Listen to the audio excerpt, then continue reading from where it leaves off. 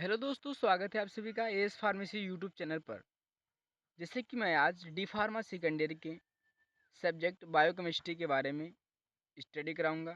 तो chapter number 1, introduction to biochemistry. तो बात करते हैं हम बायोकेमिस्ट्री के इंट्रोडक्शन के बारे में। ठीक है, तो लेट ना करते हुए शुरू करते हैं हम। अब बात करते हैं बायोकेमिस्ट्री। बायोस मतलब लाइफ, केमिस्ट्री मतलब केमिकल्स। बायोकेमिस्ट्री की खोज जर्मन केमिस्ट कार्ल न्यूबर्ग ने 1903 में की। बात करते हैं फादर ऑफ मॉडर्न बायोकेमिस्ट्री, यानी कि मॉडर्न बायोकेमिस्ट्री के फादर कौन है? Karl Newberg. आप डिफिनीशन इसका देख लीजिए। बायोकेमिस्ट्री बायोकेमिस्ट्री केमिस्ट्री की एक ऐसी ब्रांच होती है जिसे सबसे पहले लिविंग ऑर्गेनिज्म, केमिकल तत्वों पर आधारित अध्ययन के रूप में तथा केमिकल प्रोसेस क्या होती है या कैसे होती है उसके बारे में स्टडी करते हैं। ठीक है, अब बात करते हैं इसका स्कोप। भाई स्कोप क्या है देख लीजिए एक बार। बायोकेमिस्ट्री का स्कोप, एक मिनट। तो पहला है इसका ड्रग कॉन्स्टिट्यूशन, यानी कि ड्रग की कॉन्स्टिट्यूशन की या बायोकेमिस्ट्री की हेल्प से ही व्याख्या होती है, यानी कि ड्रग की कॉन्स्टिट्यूशन के स्टडी बायोकेमिस्ट्री के द्वारा ही किया जाता है। उसके बाद में बात करते हैं हाफ लाइफ। मेडिसिन लेने के बाद कितने टाइम तक हाफ लाइफ रह सकती है उसका पता भी लगाया जाता है बायोकेमिस्ट्री के द्वारा। नेक्स्ट है, अब नेक्स्ट हमारा है देख लीजिए बायोकेमिकल टेस्ट। ठीक है, तो ड्रग की एक्सपायरी डेट फिक्स करने के लिए, हाफ लाइफ फिक्स करने के लिए, ड्रग स्टोरेज बात करते हैं अगला। ड्रग को स्टोर करने के लिए जिस टेम्परेचर की नीड होती है उसके अकॉर्डिंग इसका स्टडी किया जाता है।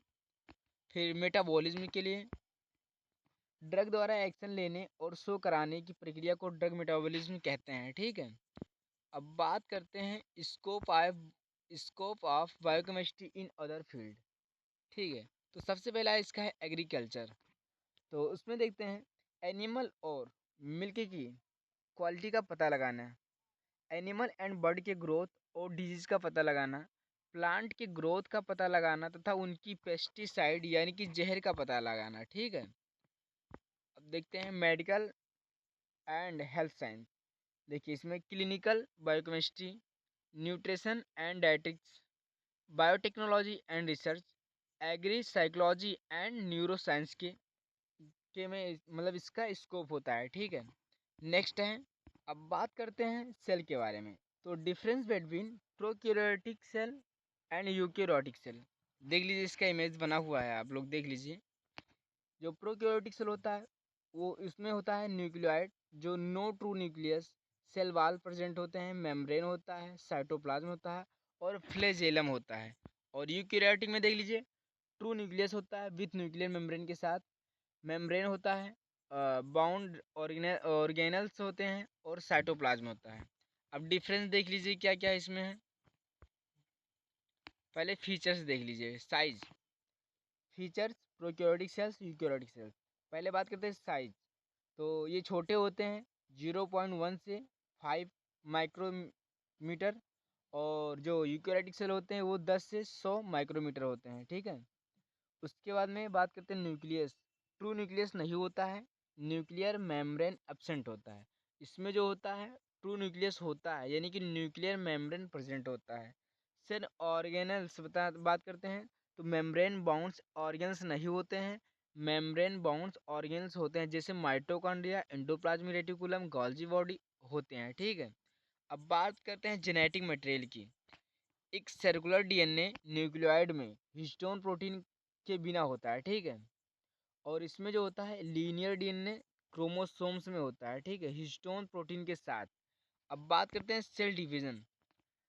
बाइनरी फ्यूजन यानी कि दो भाग में बंटना, माइटोसिस और मियोसिस यानी कि कम्प्लेक्स प्रोसेस होता है। इसमें माइटोसिस भी होता है और मियोसिस डिवीजन भी होता है। आप लोग सेल डिवीजन तो पढ़े होंगे। अब बात करते हैं राइबोसोम्स। इसमें 70S टाइप्स के राइबोसोम्स प्रेजेंट होते हैं, इसमें 80S टाइप के राइबोसोम्स प्रेजेंट होते हैं। ठीक है, अब बात करते हैं एग्जाम्पल देख लीजिए।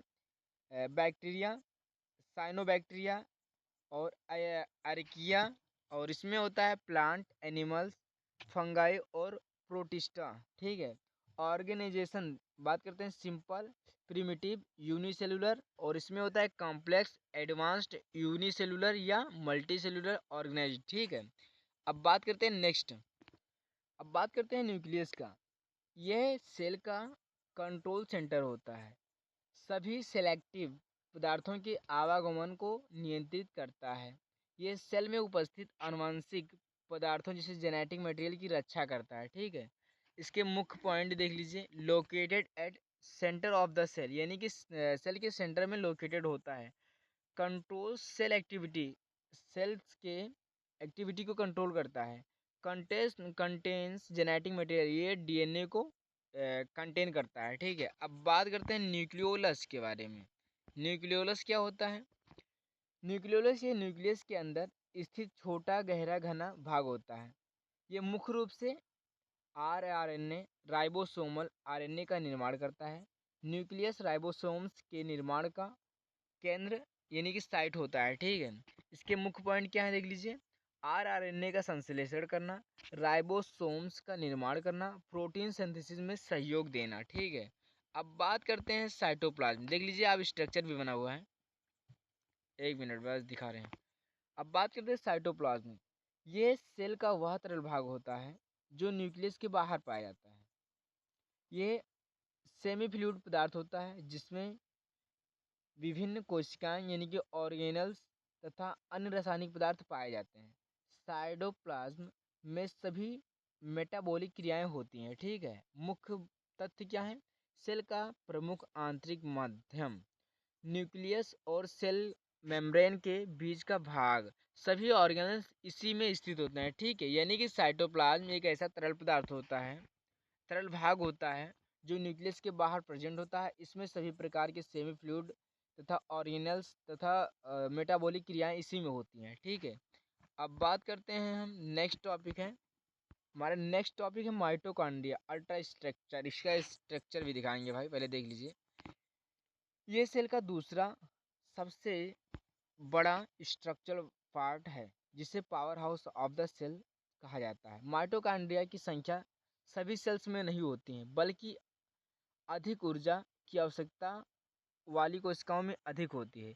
ये लगभग अंडाकार यानी कि ओवल या दंड के आकार यानी कि रॉड लाइक का होता है। माइटोकॉन्ड्रिया का निर्माण जीन यानी कि डीएनए तथा राइबोसोम्स की सहायता से स्वयं ही होता है। इसे साइटोप्लाज्मिक सेमी ऑटोनोमस ऑर्गेनाइजेशन भी कहा जाता है। ये कोशिका के श्वसन, रिस्पायरेशन एवं ऊर्जा उत्पादन यानी कि एटीपी सिंथेसिस का मुख्य स्थल होता है। ठीक है। ये बहुत ही इंपॉर्टेंट होता है। इसका स्ट्रक्चर देख लीजिए।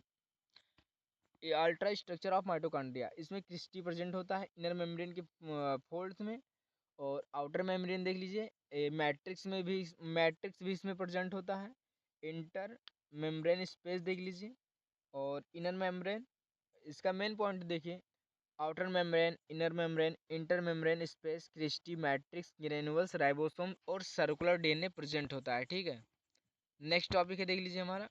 अच्छा, इसके की पॉइंट देख लीजिए। Mitochondria power house of the cell, यह एटीपी एनर्जी का उत्पादन करता है। इसमें अपना डीएनए तथा राइबोसोम्स होते हैं। ये दोहरी झिल्ली यानी कि डबल मेम्ब्रेन से घिरा होता है। नेक्स्ट देखिए, नेक्स्ट हमारा है लाइसोसोम। लाइसोसोम सेल का स्मॉल राउंड वेसिकल छोटी झिल्ली थैली होती है। यह सेल का सुसाइडल बैग कहलाती है, यानी कि इसको हम सुसाइडल बैग ऑफ सेल भी कहते हैं।